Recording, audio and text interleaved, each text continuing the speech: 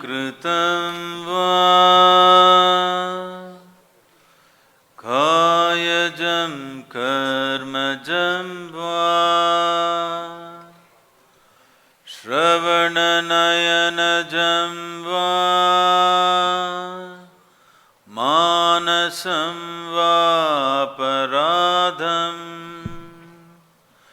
विहितम् अविहितं वा सर्वमेतत्क्षमस्व।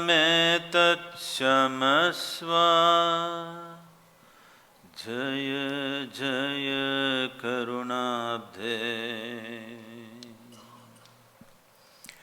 जय जय करुणाब्धे। ॐ Shri Mahadev Shambho. Namaskaram, namaskaram to everyone. It's a great honor to be here with the brave men and women who keep us safe in this country. I consider this a great privilege to be with all of you. First and foremost, a great privilege and honor to have you here with us, sir. Sir, your life has really mesmerized millions. The collage is so colorful.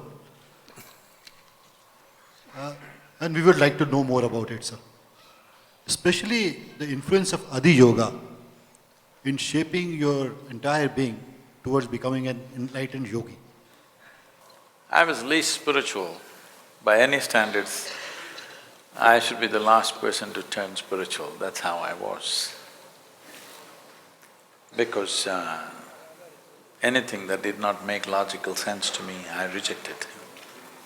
As I rejected, only thing that was left was anger and frustration about many things in the world. So wherever I thought was injustice, I raged within myself. So at that time it looked like that's the outlet. But this is something I would like to bring to everybody's notice, that spiritual process does not mean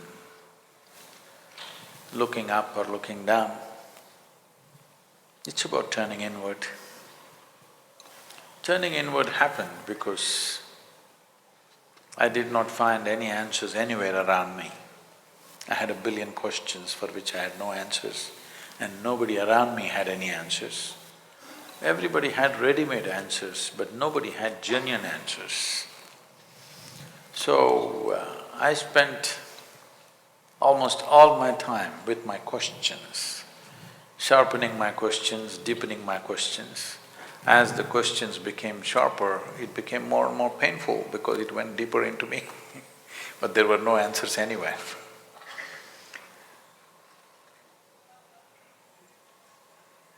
I've never been any kind of a… Even at the age of 5, I refused to go to temples. I've never been a religious person. Till now, I've never prayed in my life.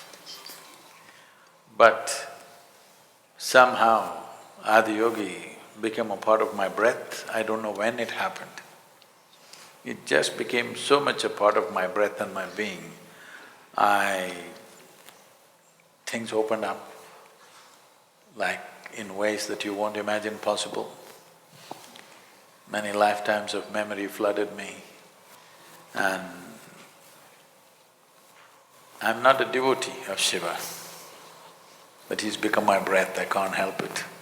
I didn't invite him, he came uninvited for me. So सद्गुरु प्रणाम। सद्गुरु, देश के वर्तमान हालात में सुरक्षा को देखते हुए हमारे अधिकारियों व जवानों पर लगातार कठोर ड्यूटी करते रहने का मानसिक दबाव है।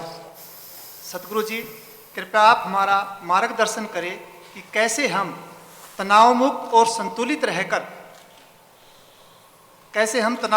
संतुलित रहकर अपनी ड्यूटी और साथ में अपने परिवार की जिम्मेदारियों का सफलतापूर्वक निर्वहन कर सकें।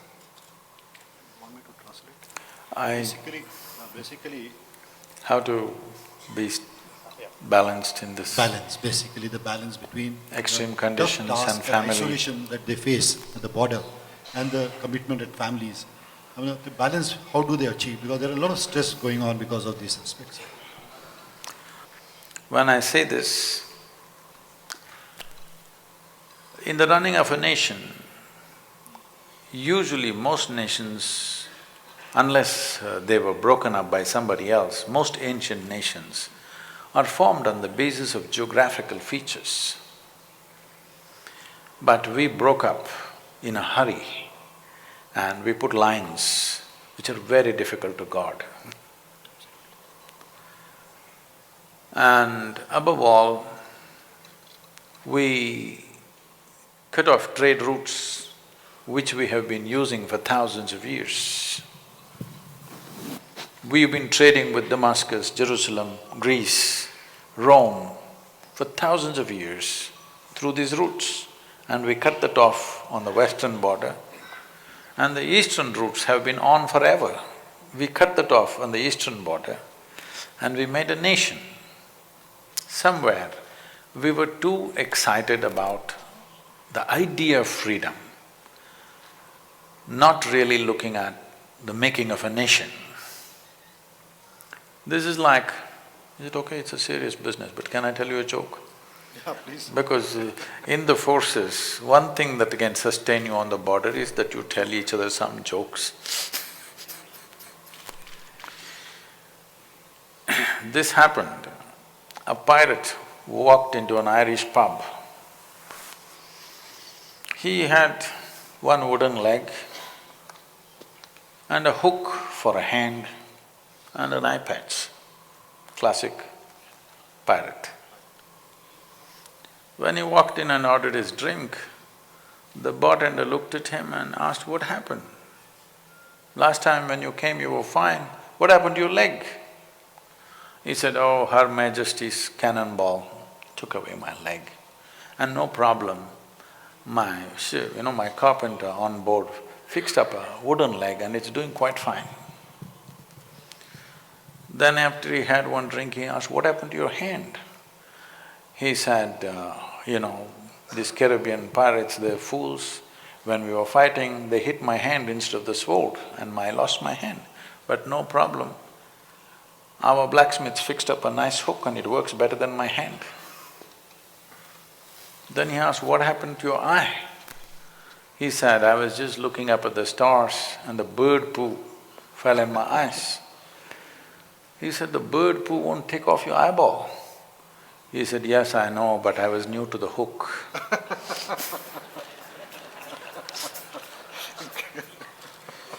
So, we were new to freedom and we cut ourselves into pieces without understanding what future problems we will have, which unfortunately both the political entities, our neighbor and us, are suffering because we did not understand the making of a nation.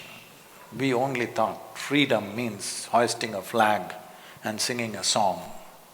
To protect a free nation, what it takes, to make a free nation prosper, what it takes, we did not look at it in full depth and dimension. I'm not trying to blame anybody. All I'm saying is, we were new and we were in a hurry. We did things in a way for which today you have to guard a border which has no geographical feature as such, simply a plain land. It's like two properties. So in many ways, the troubles of our armed forces are related to this, the kind of terrains we have placed them in without reason, in plain open land sometimes. So as your commander was saying, you are in -15 degrees centigrade and 52 degrees centigrade in Rajasthan, extreme conditions. Apart from that, staying away from families. This staying away from families in the past, it was not so much of a problem because almost any man who was active either in business or in anything stayed away from families for long periods of time. But today, because of cell phone and Facebook and Twitter, you're guarding the border with your family right behind you, which is tough.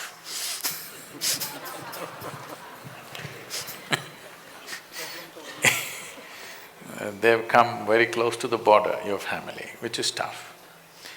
Because when you're doing certain type of jobs, not only soldiering, when you're doing certain type of jobs, your women and children should not be around you. You cannot do that job well. It will bring so much concern and fear that you cannot do the job well. But this is the modern life, that they're everywhere. Every 5 minutes they can call you. So, there are issues like this is the trouble of the modern times, but at the same time, it is also a solace for the families that they can be in touch with you. But I can imagine what will happen to the families and to you. Suppose there is some kind of action, at that time, if you turn on your cell phone and let them hear the gunfire, this is going to be a disaster. I really don't have a solution for that. But we can teach you something, all the forces, where keeping your calm, keeping your chemical balance in the system, I'm not talking about even mental balance, more fundamental, keeping your chemistry in balance so that you can handle these things is possibility. But for this modern day communications, I would say excessive communication, not just for the soldiers, for everybody too much of communication is a bit of an issue, but we have to learn to deal with it. But I feel this is first generation of soldiers having this level of communication. Maybe in another 5–10 years they will learn to handle it, because you can't cut it off. सदगुरु, हमने कई पुस्तकों में और आपके कई उद्बोधन में, भाषण में हमने ये सुना है कि आपने मृत्यु के बारे में बहुत चर्चाएं की हैं और आपने मृत्यु को अनुभव किया है। एक बॉर्डरमैन होने के नाते हम भी बॉर्डर पे, हम अभी जिंदा हैं, हम भी बॉर्डर पे हर पल मृत्यु से रूबरू होते हैं। आप हमें इस बारे में बताएं कि इनमें क्या समानताएं हैं, क्या भिन्नताएं हैं?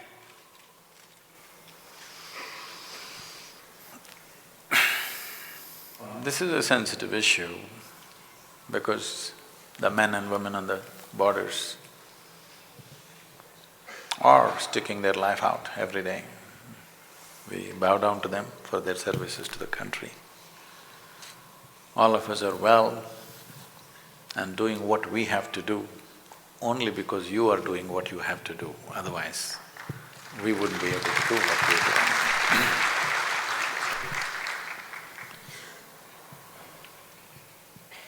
Death is a constant companion for everybody. I'm not trying to belittle this, but a soldier is more conscious of this than anybody else. Most other people believe generally that other people die. They never think they die.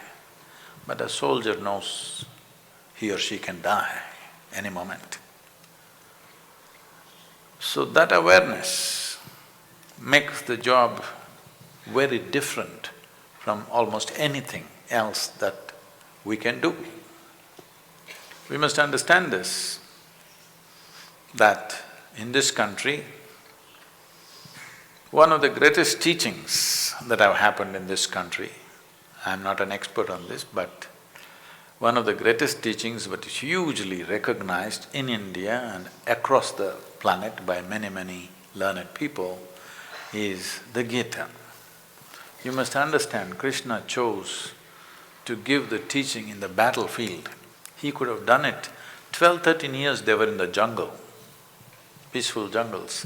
He could have given the teaching there, they could have set up an ashram and given a teaching, but he chose battlefield because a human being never realizes the nature of who or she is unless mortality is hanging in their face.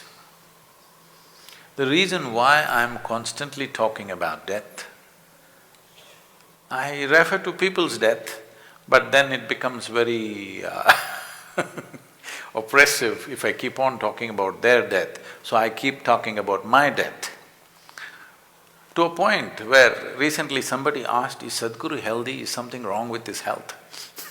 Nothing wrong with my health. But you may be healthy, but you still die. You may be young, you may still die. You may be fit, but you still die. Only when you conscious of your mortality, exploring the nature of my existence becomes a natural aspiration. What is beyond this body? I'm not trying to belittle the situation of the Jawans and the officers who work on the borders, facing extreme situations and danger and death in real time, not as a concept, real time. I'm not trying to in any way belittle that, but I'm saying this is also a tremendous place where one to turn inward, because it is natural for a human being, when you are conscious of death, you want to know what is beyond this body. And that longing is called spiritual process. So when I say death,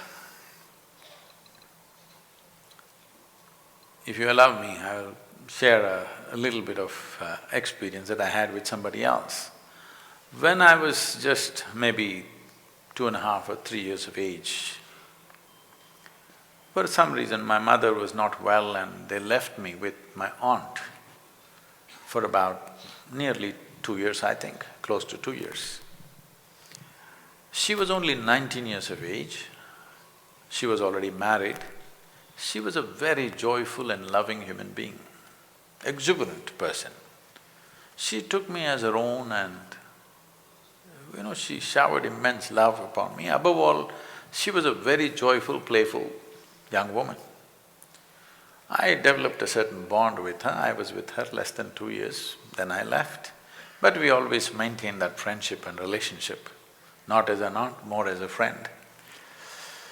And her life went as per the script, nothing, no major aberrations. 2 children, daughter got married as they want, son went to America, grandchildren are cute, everything as she thought is her life. But then some ailment came and she knew she's going to die. The last 2 years of her life, she became so disturbed because she couldn't handle death. She was such a wonderful human being all her life, so joyful, so loving, but now she became like this. When I looked at this, I just saw the only problem is this: because your experience of life is just limited to your physiology and your psychology, your thought and emotion and your body. Now you know you're going to lose all of it and you can't handle it, because what do I do next? Because you don't even know whether you'll exist or not exist. When this happened, I just helplessly watched her going through this because I was traveling so extensively. And I thought, this is a commitment from me that every human being should have at least 1 drop of spirituality. We aimed at Tamil Nadu and we call this Urusuttu Anmikam. That means 1 drop spirituality for everybody.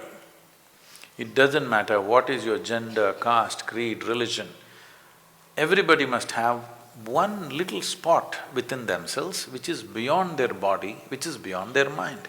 If this comes into their experience, when the time comes, either in natural ways or in unnatural ways, when time comes to shed this body, you will do this very gracefully. For every human being, I'm not just saying for a soldier, for every human being it will come. You don't know when it will come. But if you had an experience beyond this body, beyond this mind, your ability to handle this aspect of life would be incredibly better than the way it is right now. especially in a profession where unfortunately still we live in a world where armies are a must. You cannot live in this world without security forces. We've still not come to that level of consciousness where the entire world can embrace each other and live. That is not a reality, that'll be a joke right now. So we need this, and we are putting our own men and women to risk to see that the rest of the nation lives well. And this is one thing we have to do in the country. Every citizen who lives in this country must be made to understand that today we go to our office and come back, today our children go to school and come back, today we are doing whatever we wish to do in this country only because certain number of men and women are standing guard and taking care of this. Otherwise, you must look back at medieval times when raiders came and raped and looted and did what they did in the past. And the same will happen even today. World has not changed in that sense. The same will happen today probably in worse forms than before, because they're better equipped than ever before. So, it is very important in this country, every citizen understands that we owe this to the soldiers, we owe this to the defense forces, we owe this to variety of security forces who are providing this to us. But I think in the making of our nation, we have forgotten to instill this in every citizen's minds and hearts. We still it is funny that this is still from the British era, this is the hangover. Even today, an average citizen, when he sees a policeman, he fears. He doesn't feel comfortable. If police are there, you must feel safe. But instead, most citizens in India, if police are there, they're afraid. What will they do to me? Because this comes from the British era. If you see the khaki uniform, they're going to beat you, they're going to arrest you, they're going to do something to you.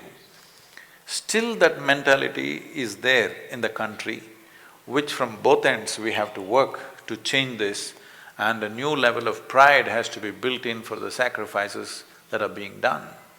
It is beginning to happen, but it must happen much more rapidly. It must be built into our youth especially. Thank you.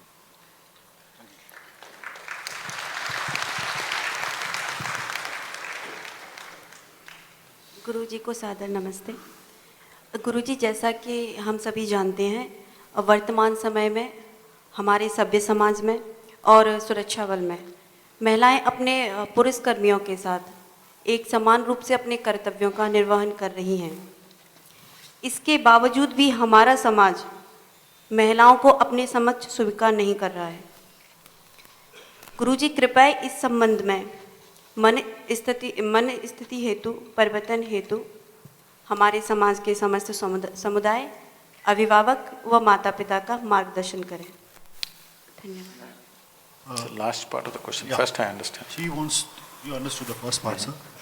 Basically, how to change the mindset of men in the society. Instead of parents, she was saying. Parents included, because parents also do not accept in the same way where, their girl, daughters or anybody doing the same amount of work with same fervor.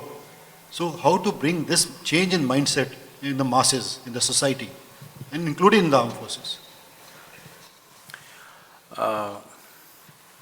It's wonderful to see a young woman like you in the forces and being posted on the border.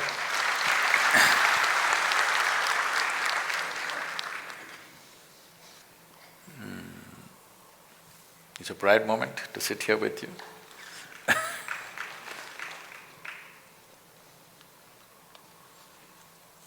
See, there are many aspects to this. I will not go into all the cultural aspects which rule this. They are very much there. But the most important aspect is the economic aspect. This women being treated badly is very much there, there's no denying. But this is mainly due to economic reasons, not for gender reasons, most of the time. It is not a question of women. In this country, whoever cannot defend themselves, they are always treated badly, man or woman or child.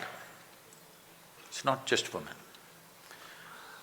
With women, of course, there is a different kind of focus because of sexuality and gender difference. But beyond that, the discrimination is mostly due to economic reasons.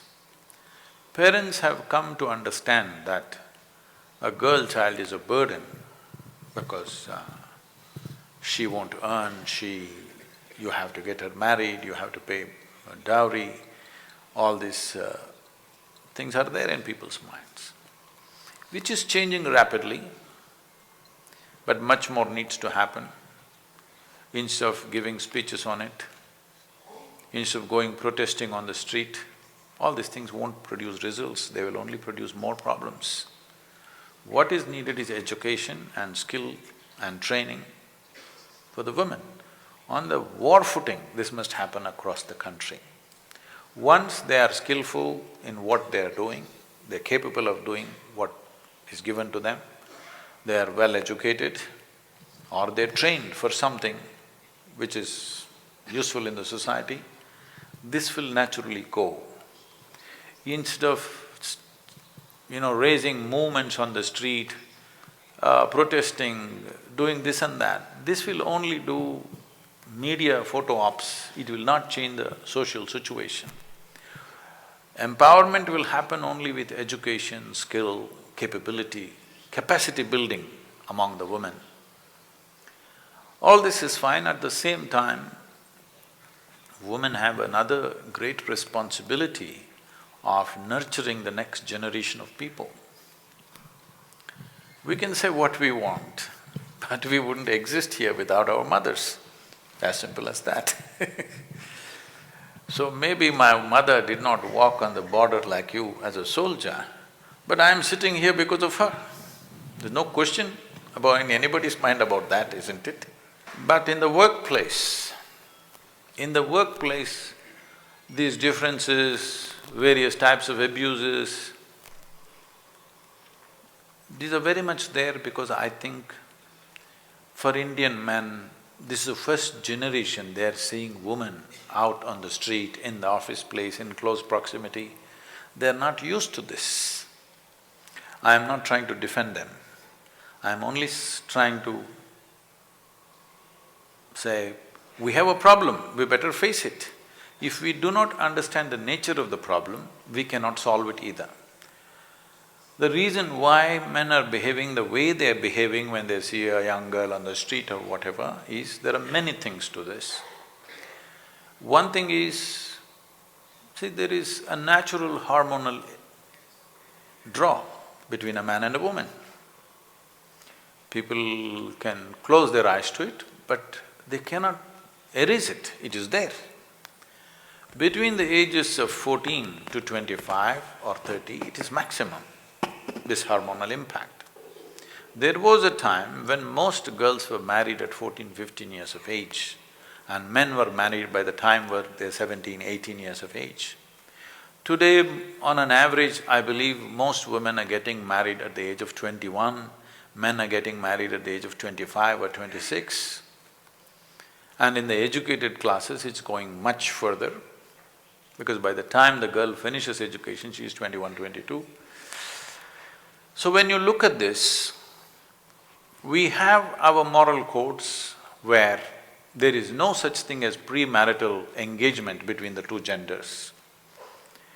But now there is no marriage either, and many of them have moved out of their natural habitat. If they lived in their villages, among their communities, they would get them married. So this is a debate nation has to face. Very difficult for the older generation to face this. The younger generation should take up the debate. Are we ready to get married at 15? No, that's not going to come back again.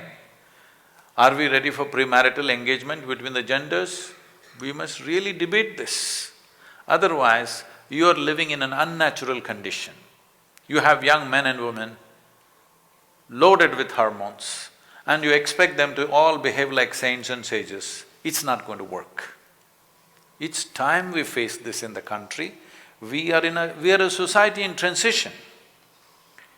Either we transit gracefully if we look at it with certain openness, or we will transit in ugly ways and take a long time. So, this is a debate that nation has to address. The so-called civil society has to address this. What are we going to do with our youth? How are we going to handle their needs? Are we ready for this, or are we going to just close our eyes and wait for disasters to happen? We have to address this. So, women getting a rightful place will naturally happen with large-scale education and skill for the ladies and girl child, which is happening, but we still feel it's not fast enough. Before we open the house for question, I was very small. It is believed that you wanted to join army? So what happened? From becoming a Fauji, you became a yogi?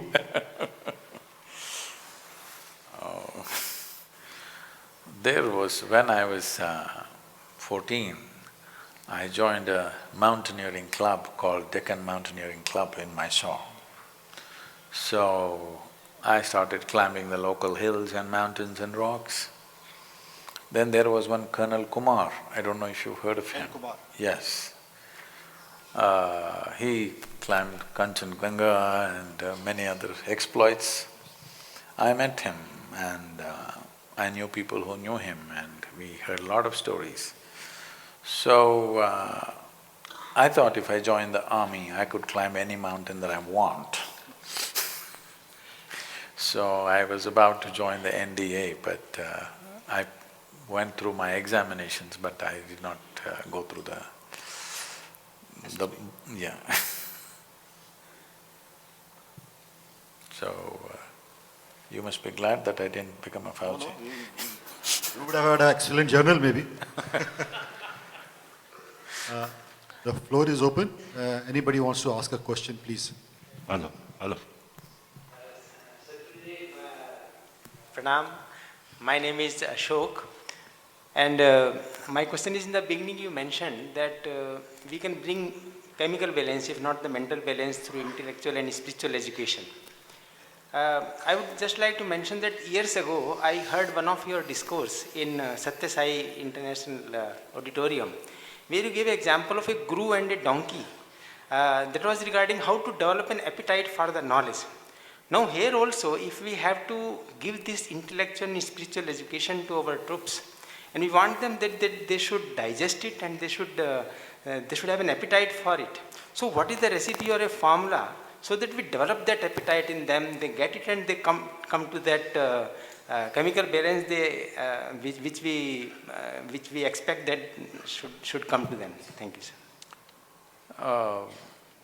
This appetite or lack of appetite is not only in the forces.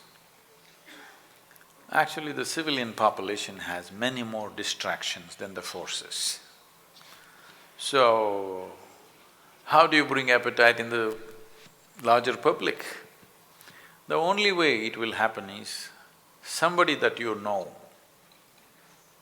goes through a dramatic transformation.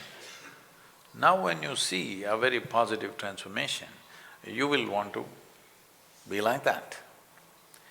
This movement that we are now calling as Isha or inner engineering programs has gone around the world.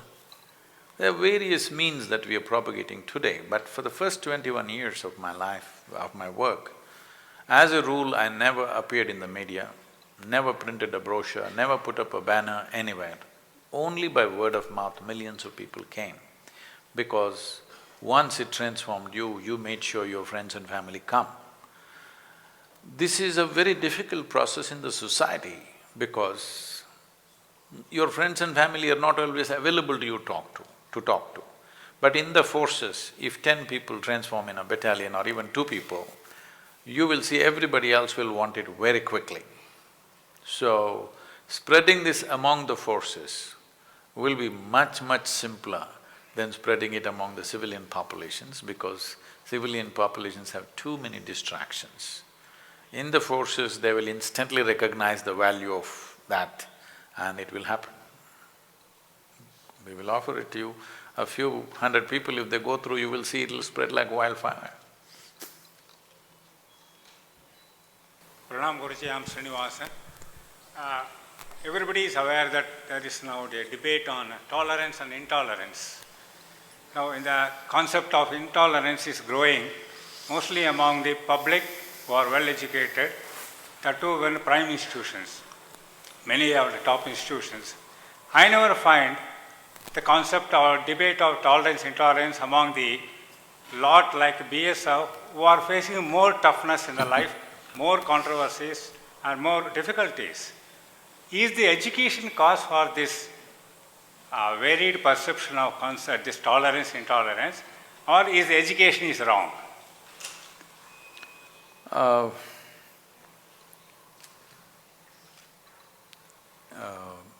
Do not mistake me, but there is a lot of people whose profession is to create a debate. Okay? It's their livelihood. So every day a new debate is needed in the country and it goes on and on and on. You don't see… only if you're watching every day the news channels or you are on Facebook or Twitter, you think there is something happening. If you walk on the street, you will not see anything like that. If you walk into the villages in this country, you will not see anything like that. It is only on the television screen that enormous intolerance is happening. So, we must get used to this media and social media, because media is one thing, at least their face is visible. Social media is anonymous media. Anonymous media is always the most irresponsible media. But it has its benefits, I'm not trying to debunk everything. So, as citizens of this nation, we must get used to 200 channels, all of them are 24/7 channels. They need something to talk about, and social media, everybody wants to, there are WhatsApp security experts, there are WhatsApp economists, there are WhatsApp social scientists, so they're all full on. We must learn to draw a margin and what should be taken seriously, what should be kept aside. We don't have to react to every bit of it, because those who are in responsible positions in the country or those who have mass contact with people know nothing like that is happening. I have a mass contact with people, I don't see any intolerance or sudden rise of something happening, nothing like that. We are see, in a country of 1.25 billion people, we must understand we are the least policed country on the planet. For 1.5 billion people, the number of police that we have per capita or whatever you call it is very, very minimal. In spite of that, I would say crime rate is extremely low. See, people keep asking me this, Sadhguru, you say India has had such a spiritual, glorious history and everything, but why there is so much poverty, why people are like this, corruption, this, that? I give them a simple example. You come to where we are, in southern India, in Tamil Nadu. Where we are, about 12 kilometers away from our yoga center, there is a police station. There used to be only 8, but these days there are 12 policemen. Out of this, one SI, one ASI and rest are constables. Out of this, two of them will be always on leave, something.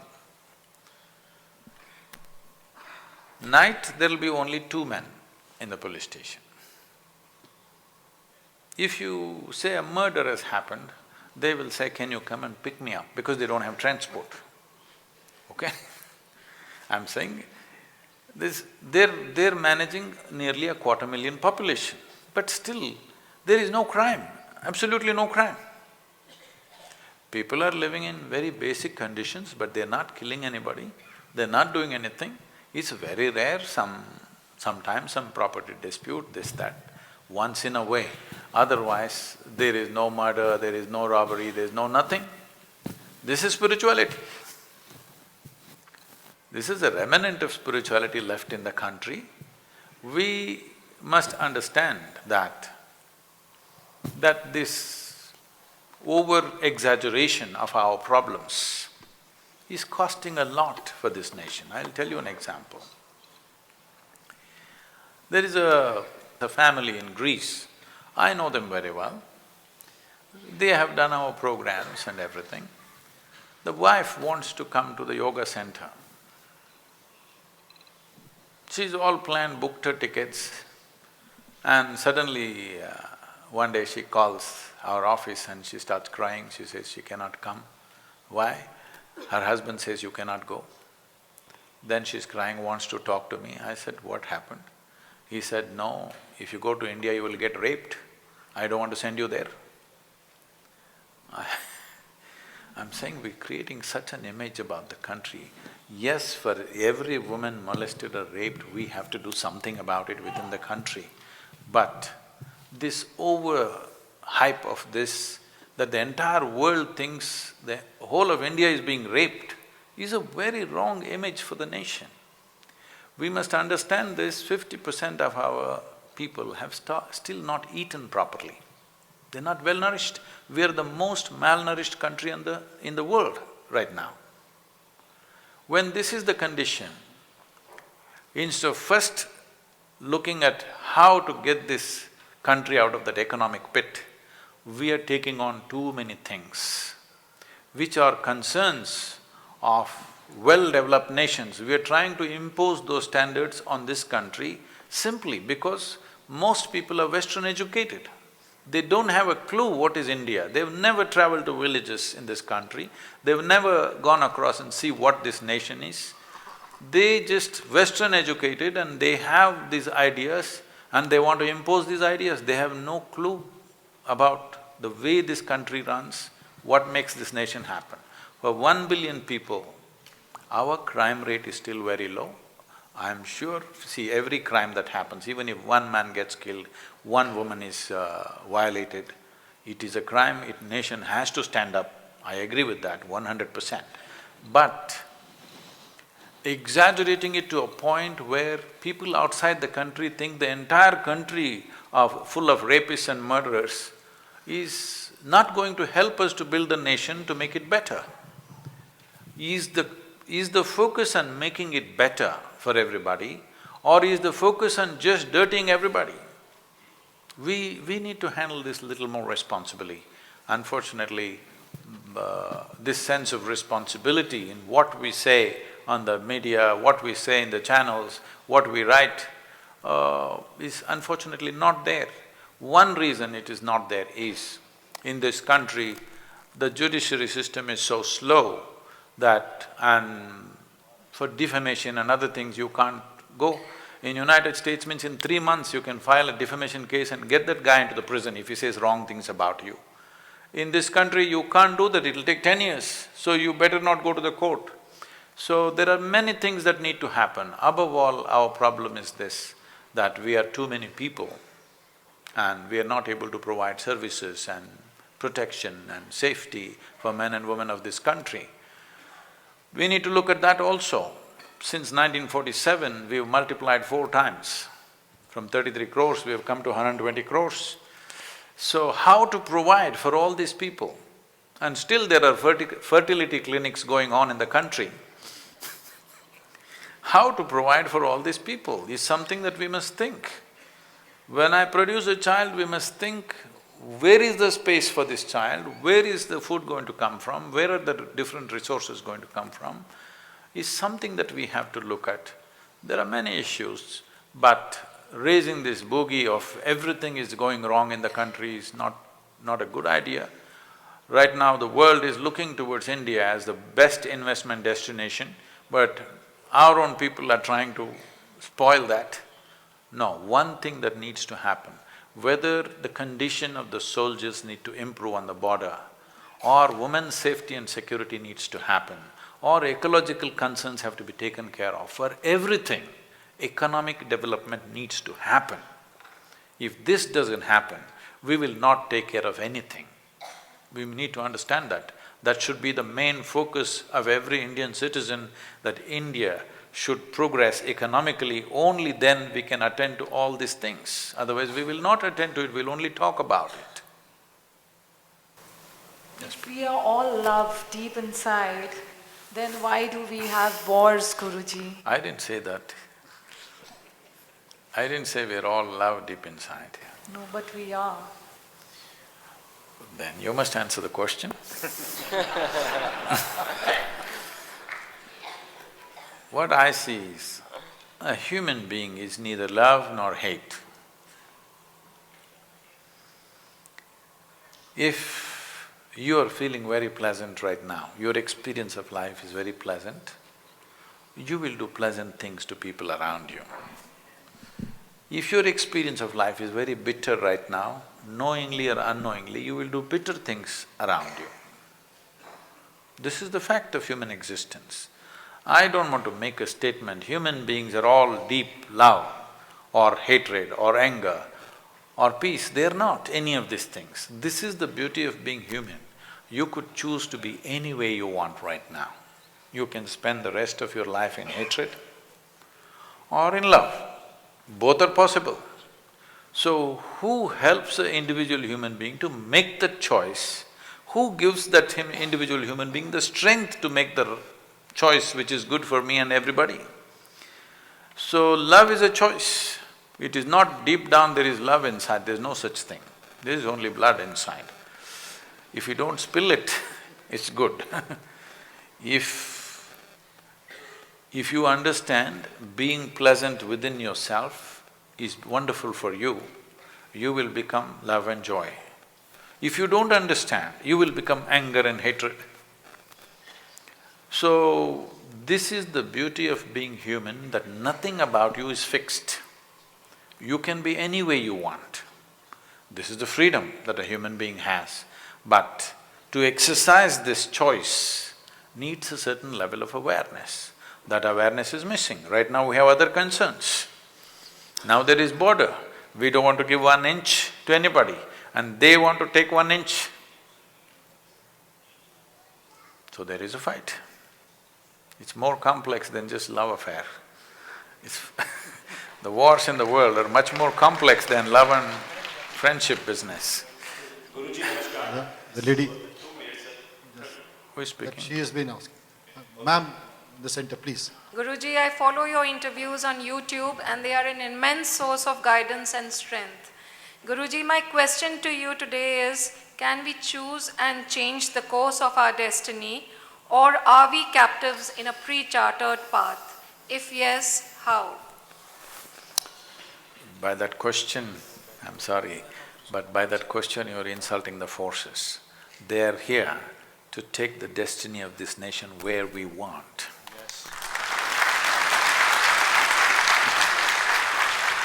They're not there to sit there and think fate will take us where it takes us. No, to take the course of this nation where we want. That is why the forces, that is why many other forces inside the country also, not just the security forces, various other forces of business and enterprise and everything is towards taking our destiny into our hands. When you do not take your destiny into your hands, you think it's your fate. Yes, it is. We must understand this. This is one culture. This is the one and only culture in the entire world which has taught you for a long time that your life is your karma. What this means is, your life is your making. But unfortunately, somebody turned such a dynamic way of living into a fatalistic existence, your karma from somewhere it's coming. No. Karma means action, your action. Karma means, when you say, my life is my karma, it means I am the maker of my life. This is the only culture. I want you to understand this is a godless culture. Never in this culture have we told you there is one God sitting up there and managing everything for you. We always told you your life is your karma. We have 33 million gods and goddesses, but we know the technology of God making. For different aspects of life, to open different windows into existence, we created different deities. In every village, they created their own deity. You have heard, there are any number of examples, I am a living example, but unless it comes from the West, it is not true, Yeah, if not from United States, at least it must come half the way from Greenwich Mean Time, otherwise it cannot be true. You heard of Ramanujam for sure. So, in early 20th century, he simply poured out mathematics. Many dimensions of mathematics that he poured out, even today they're still analyzing. Some of them described the black holes in the space, in the galaxies. When he wrote these mathematical formulas, there was no concept of black hole in the scientific community. See, always there is a concept, then there is a theory, and then the mathematics. But when there was no concept, no theory, he made mathematics for the black holes. Even on his deathbed, he was sitting and pouring out mathematics. So they asked, where does this come from? He said, my Devi, the Devi that I worship, she bleeds mathematics. So these were deities which were created to open a certain window into the existence. And we created various kinds of deities. If you want protection, one kind; if you want love, another kind; if you want wealth, another kind. Like this, various deities we created to open up that dimension. It's just… see, if you do not know this, in South it is still… this terminology is still there. We call the deities still yantras.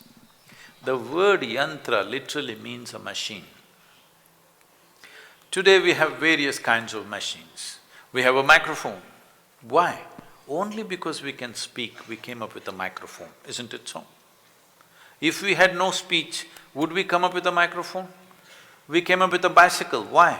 Only because we are mobile, we can walk, we came up with a bicycle and every other automobile. Every machine that you have created is only an extension of your existing faculties.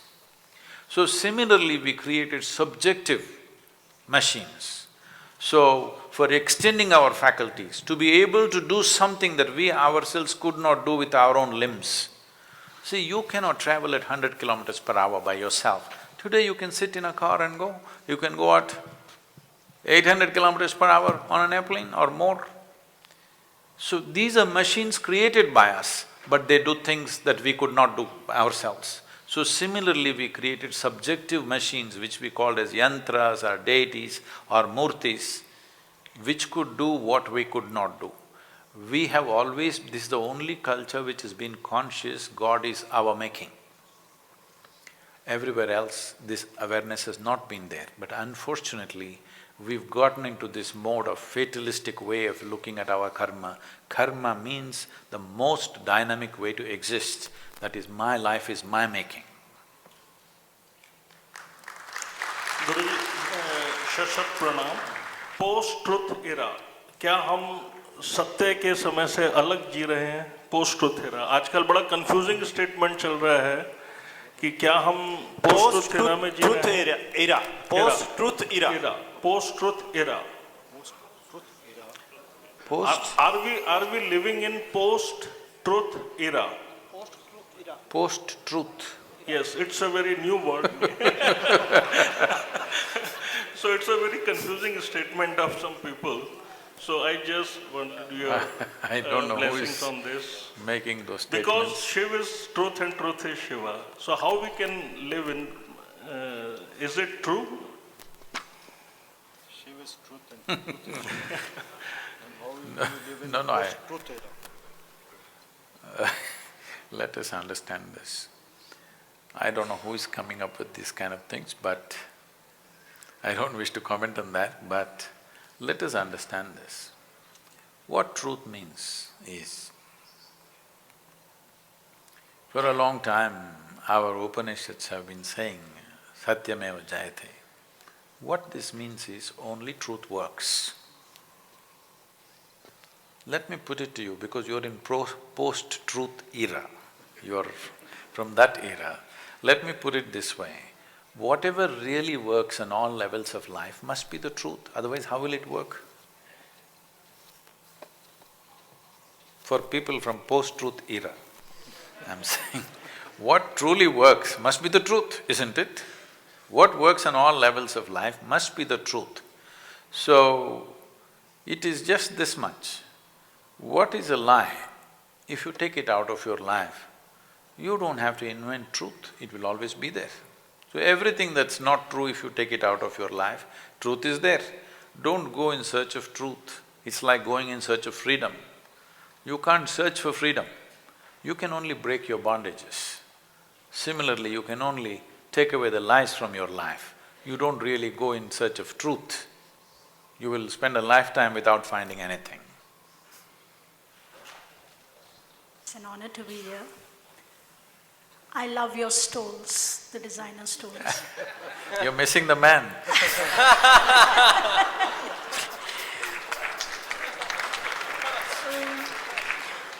We often talk about anger management, anger control, but if our soldiers don't show their anger, how are they going to fight wars at the border? If they shoot in anger, they'll miss. They'll waste the cartridges. To shoot, you must be in a very even, balanced, equanimous mind, otherwise you cannot shoot. You don't have to be angry to shoot. If you're angry and shoot, you are not a soldier, you're a vandal. A soldier is standing up for a cause. He's not shooting because of his personal enmity with somebody. Yes, he's standing up for a nation. He's not standing up for his personal anger or enmity with somebody. So, if you want to shoot straight, you try and see. They can take you to the range today. You try and see. If you want to shoot, one thing that is necessary is you have to be balanced. Even if you have to… You know, even in a golf game it's called shooting, score. If you want to shoot straight, you got to be level-headed, otherwise you're not going to shoot straight. This is especially so with a bullet because of the velocity, and even the smallest variation, a micromillimeter variation will take it somewhere else. So, soldier need not be angry. That's why I told you, Krishna chose to give the Gita in the battlefield. He's talking about equanimity, not anger. Because if you want to win the war, you must be stable. Angry people will get killed. Coming back to stoles, who designed stoles for you? Guruji Pranam. I love them. Especially the Shiva one.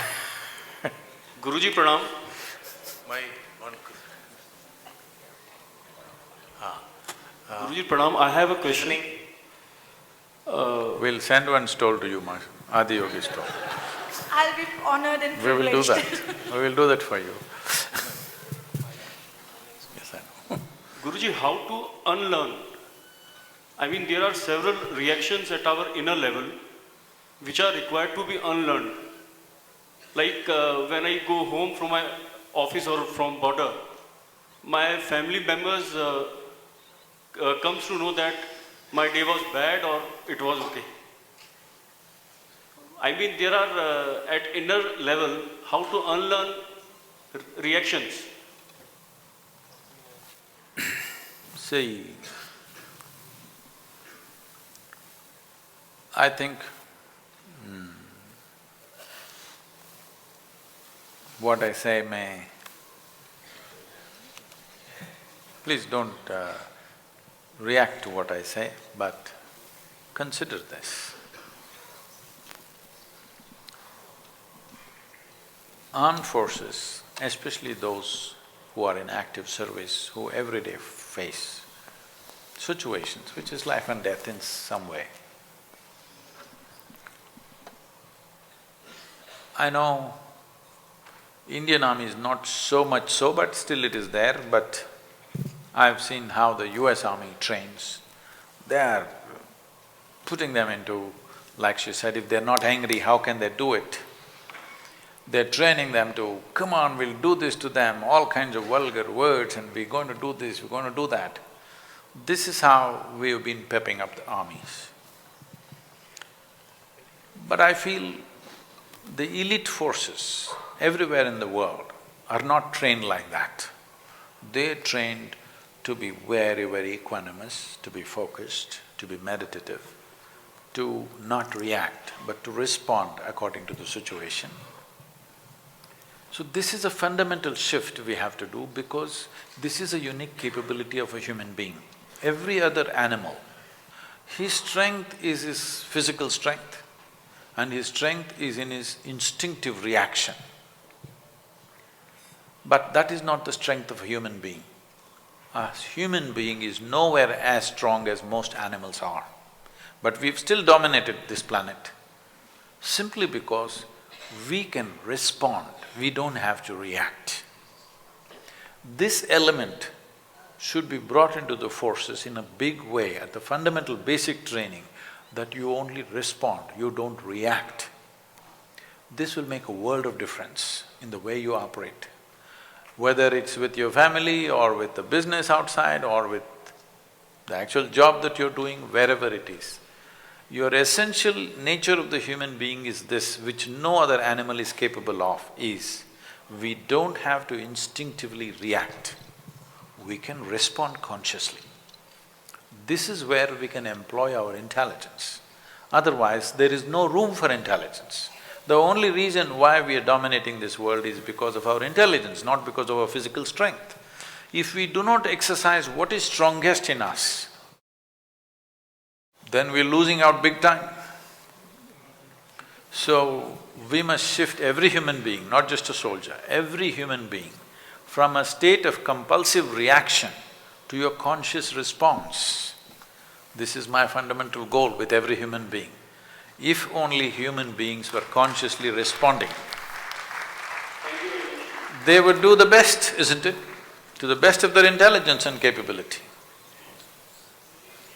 Just one last question, only one last. You have been talking about Bible listening with the country, you have been talking about developing an equanimous mind. That made me think about the daily life of a border person. A borderman lives under constant stress in the border.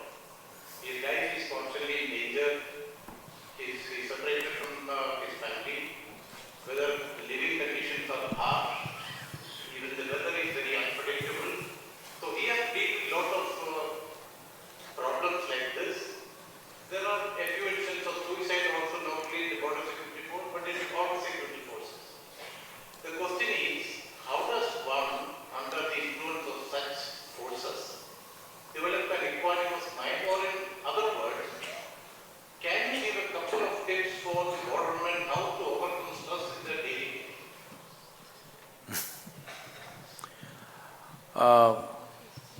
This is not to belittle the forces.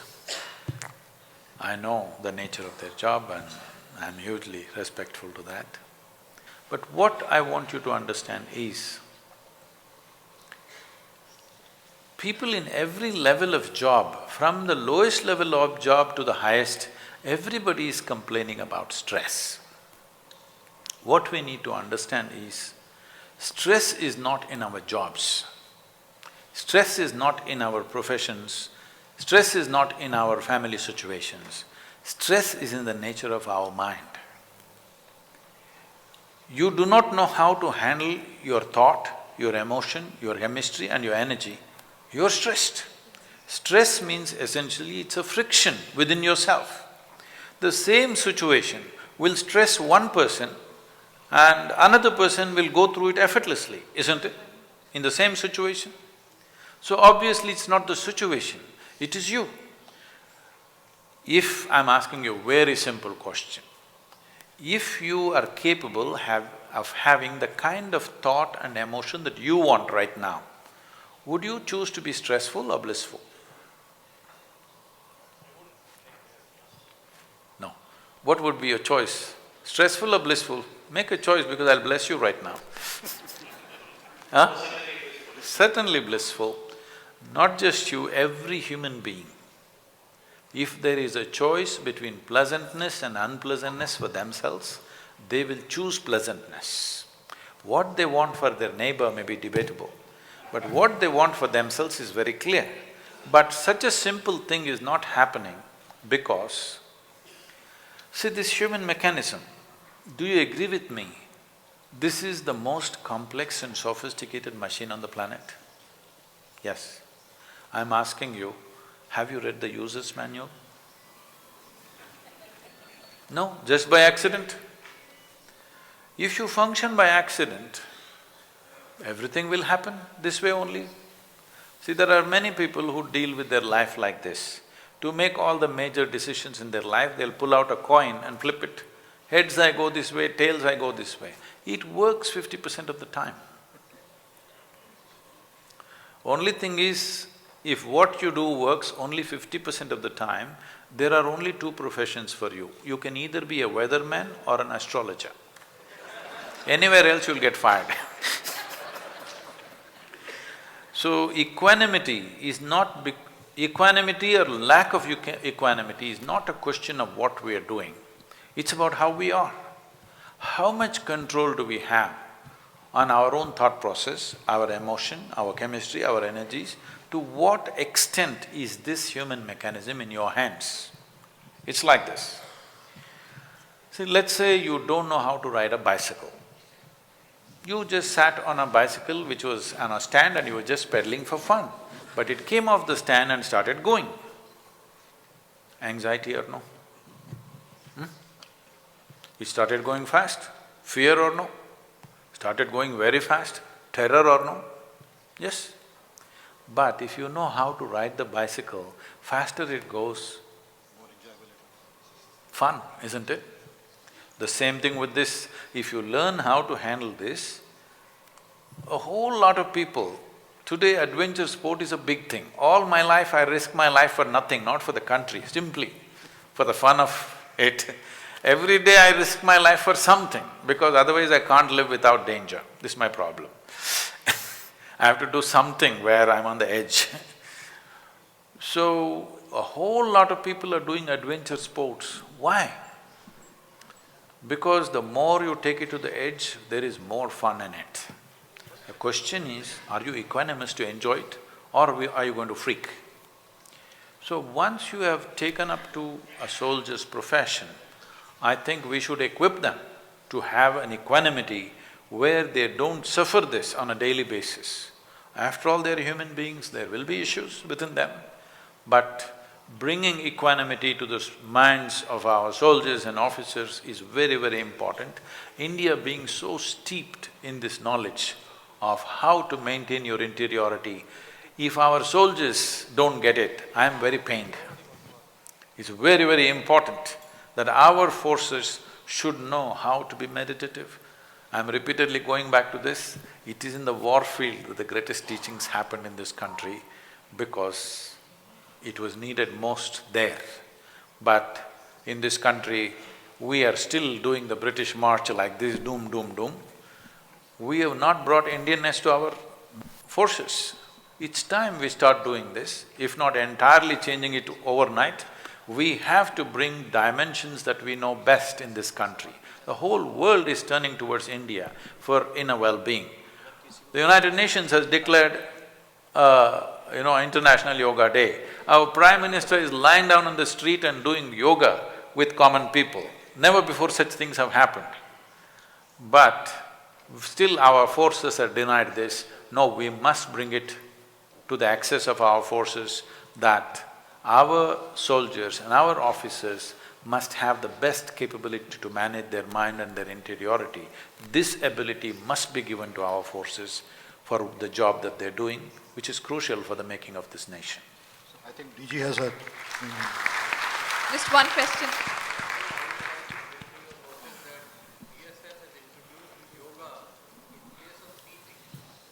That's very good. If you did not hear him, he said, BSF has introduced yoga in the place of physical training. In fact, there are dimensions of yoga. People think yoga means… See, unfortunately, the yoga that you're looking at also is largely a rebound from the American coast. The yogic system has dimensions with which you can become super fit without restrictions of unnecessarily bulging muscles, okay? Above all, you should come and see, when your officers come, they will see, we have yoga and a combination of kavery and yoga and angamardana. It will make you not only fit, your endurance levels, your ability to go without food, water, sleep. See, for almost 25 years, I manage with just 2.5 to 3 hours of sleep.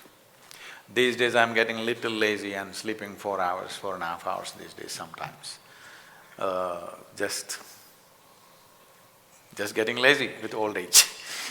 But if I want, I can easily go 2 nights, 3 nights without sleep. Just yesterday morning I've landed from United States after 5 weeks, so I should be jet-lagged, I must be this. You will not see anything like that with me. This is vital for the forces, because many nights they may not get to sleep or eat properly. If we don't eat, our activity won't stop. In these 35 years that I've been active in public life, not a single appointment or an engagement I have cancelled because I am ill or I am not well. Every day I have appointments, not a single day break. My schedules are 7 days, 365 days, but still I have not cancelled one event till now because I am not feeling well, because such a thing never happens. This doesn't mean I never had a flu or a temperature. Yes, I've had, but that doesn't stop me from doing anything, which is the nature of their job. It doesn't matter what's happening, what has to be done. So for them, equipping them, empowering them with an inner dimension is very, very vital. I'm glad that you have taken this up, sir. Thank you very much.